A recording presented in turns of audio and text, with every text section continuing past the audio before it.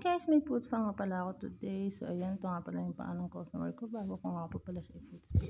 Then, yung first step na ginawa ko nga pala guys, pinapat ko siya sa isang jelly food. So, mapapansin mo guys, nag-jelly siya. And then, nilagay ko yung number 2 para malusa yung jelly. So, napansin nyo guys, nalusa na siya, diba?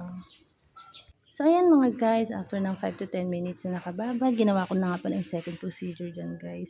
So, ginamitan ko ng food file para mabawasan yung mga kalyos or yung mga excess na dry skin.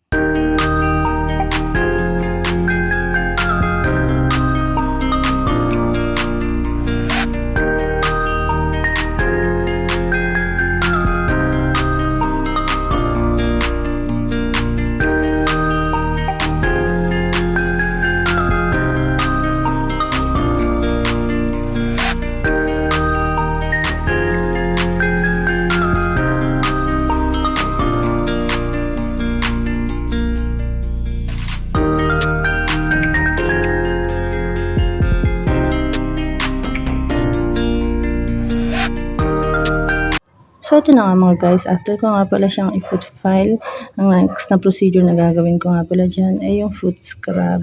So, hindi nga pala regular na foot scrub yung ginamit ko dyan guys, kundi yung body scrub. Ito yung mabibili sa Mercury Drug, yung Evon. So, ang kalalabasan yan guys, sobrang soften nga pala talaga sa balat.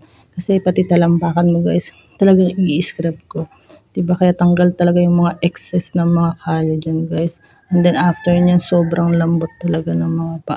So hanggang mga singit-singit nga pala ng mga daliri yung aking ini-scrub dyan.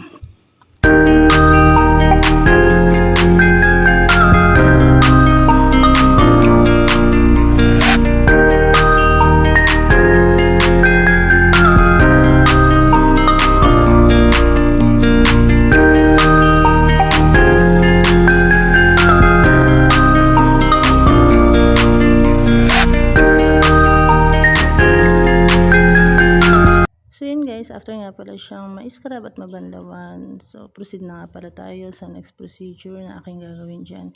Saan nilalagyan ko siya ng lotion. Hindi lang basta nilalagyan ng lotion to guys, kundi may kasama na rin pala itong foot massage na talaga namang sobrang relaxing sa ating mga paa.